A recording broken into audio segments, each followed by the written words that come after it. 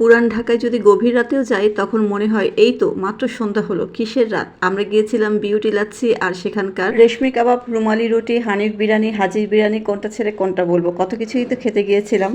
সব কিছুই ভালো ছিল, কিন্তু সন্ধ্যায় একটা বৃষ্টি হয়ে রাস্তার অবস্থা যা ইচ্ছা তাই হয়েছে। মানে রাস্তায় হাঁটার মতো পরিস্থিতি নেই। আর নাজিরা বাজারে তো একটা ভিড় আছে। হানিফ বিরিয়ানি সিরিয়াল দেখে ভাবছিলাম আজকে এক প্যাকেট খেতে পারলেই হয়। পুরান ঢাকার অথেন্টিক খাবারের স্বাদগুলো কিন্তু আপনি নাজিরা বাজারে আসলেই পাবেন। এত মজার মজার খাবার এখানে, ডানে বামে যেখানে তাকাবেন সেখানে এই রেস্তোরাঁ, কাবাবের দোকান, বিরিয়ানির দোকান, কাচ্চির দোকান, লাচ্ছির দোকান, কত রকম আইটেমের কাবাব যেখানে পাওয়া যায়। এখানে আসলে সেই রেস্তোরাঁর মেনুগুলো দেখলে বোঝা যায়। আমার হাজবেন্ড যেহেতু পুরান ঢাকাতেই বড় হয়েছে, সে রাস্তাগুলো খুব ভালো করেই চেনে, তো আমাকে বলছে এখানেই নামতে হবে। আমি বললাম এই ভিড়ের মধ্যে কিভাবে নামবো, ছোটটা তো নামতেই চাচ্ছিল না। সে বলে আব্বু কোলে নাও, কিন্তু এটাই আসলে রাস্তা। এইভাবেই এই চিপা চাপা গলির মধ্য দিয়েই যেতে হবে। হানিফ বিরিয়ানিতে যাওয়ার সময় দেখলাম এত ভিড়, তারপরে শুরুতে বিউটি লাচ্ছিতে গেলাম। লাচ্ছি যে এত মজার, এটা বিউটি লাচ্ছি খেলে আসলে বোঝা যাবে। বানানোটাও দেখলাম কিভাবে বানায়। আমার ছোট মেয়েটা লাচ্ছি এত পছন্দ করেছে, ও নিজেই এক গ্লাস খেয়েছে মাশাল্লাহ। কারণ কোথাও গেলে আমরা যখন মার্কেটে যাই, যখন আমরা লাচ্ছি নেই, তখন ও লাচ্ছিটা এক দুই চুমুক দিলে দ্বিতীয়বার আর খায় না। কিন্তু এই লাচ্ছিটাতে খুব বেশি মিষ্টি দেওয়া না, যে একবার খেলে দ্বিতীয়বার খেতে ইচ্ছে করবে না। এটা এক গ্লাস খাওয়ার পরে দ্বিতীয়বার আরেক গ্লাস খাওয়ার ইচ্ছে আপনার হবে।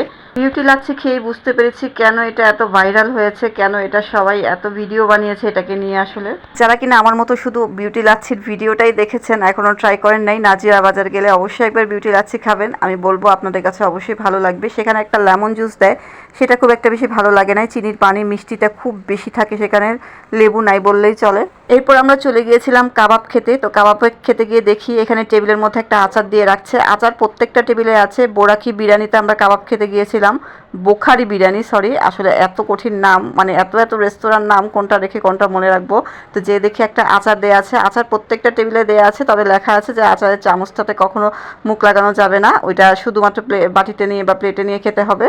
এই রেশমি কাবাবটা খেতে আমাদের প্রায় আধা ঘন্টার মতো ওয়েট করতে হয়েছে। অর্ডার দেওয়ার পরে সবার টেবিলে দেখি খাবার চলে আসছে, আমাদের টেবিলে সবার শেষে আসছে। তো আমার হাজব্যান্ড বলছে যদি কাচ্চি অর্ডার দিতে খুব তাড়াতাড়ি আসতো, কাবাবটা হতে সময় লাগে।